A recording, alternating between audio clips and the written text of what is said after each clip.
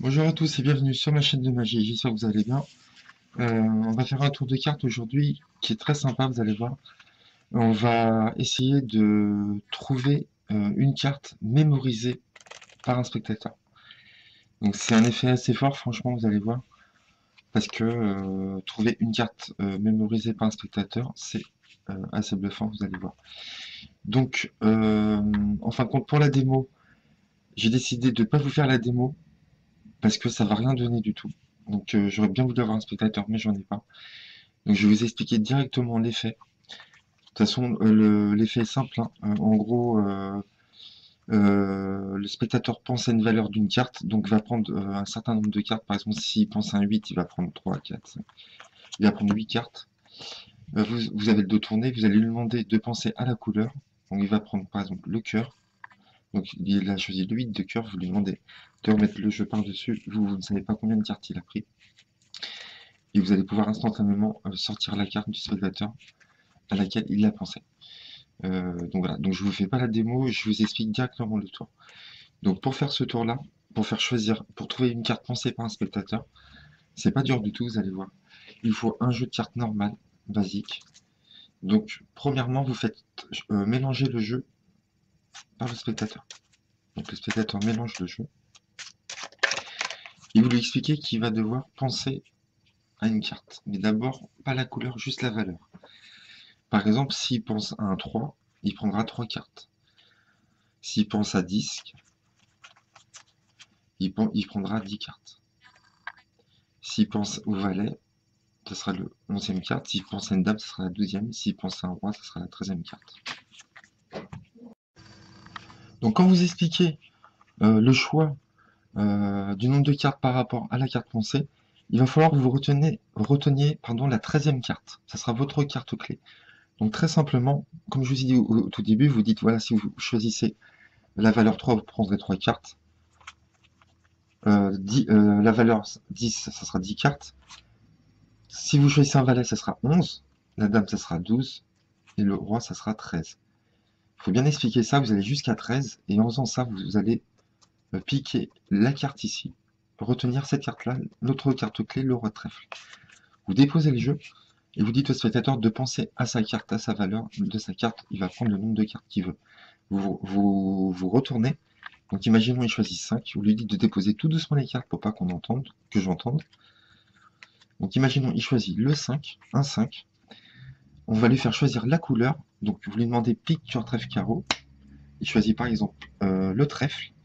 Donc imaginons le spectateur a choisi le 5 de trèfle dans sa tête. La carte pensée du spectateur 5 de trèfle. Vous lui demandez de remettre le jeu par-dessus les cartes pour pas qu'on sache le nombre de cartes qu'il a choisi. Et à ce moment-là, vous allez prendre le jeu, vous allez aller à votre carte clé, le roi de trèfle, ici. Et vous allez compter toutes les cartes à partir du roi de trèfle. Donc 1, 2, 3, 4, 5, 6, 7, 8. Vous savez qu'il y a 8 cartes. Et si vous faites 8 moins 13, la valeur des 13 cartes, on va tomber sur le chiffre 5. Donc vous savez déjà que le spectateur a pensé à une carte 5. Donc vous ne savez pas la couleur encore. Pour savoir la couleur, vous allez bluffer, vous allez poser, vous allez avoir une chance sur deux. Vous allez demander si c'est, vous dites, je pense que c'est une couleur noire ou rouge. À vous de voir ce que vous voulez dire. Moi, je commence par la noire. Je dis, est-ce que je pense que votre carte pensée est noire? S'il me dit oui, bah c'est très bien. Vaut mieux qu'il me dise oui que non. Ça passe mieux pour le tour. Donc s'il me dit oui, je sais que c'est soit le 5 de trèfle ou le 5 de pique qu'il a choisi. D'accord? S'il me dit non, je sais que ça sera forcément soit le 5 de cœur ou soit le 5 de carreau. Donc là, je lui ai demandé si elle était, je lui ai dit que je pensais qu'elle était noire, il m'a dit oui. Donc vous savez que c'est soit le 5 de trèfle, soit le 5 de pique. Et vous allez sortir un des deux. Donc là, pareil, vous avez une chance sur deux. Donc là, je vais sortir par exemple le 5 de pique, pour mon exemple. Vous redonnez le jeu au spectateur et vous lui demandez de sortir sa carte pensée. Donc là, il va chercher sa carte. Donc il va aller chercher son 5 de trèfle ici.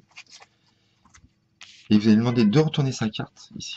Donc il avait pensé au 5 de trèfle et vous retournez votre carte et vous montrer que vous avez pensé à la même valeur et à la même couleur, en l'occurrence le 5 de pique. Ok? Ça, c'est le premier cas. C'est pas le plus, c'est pas le mieux.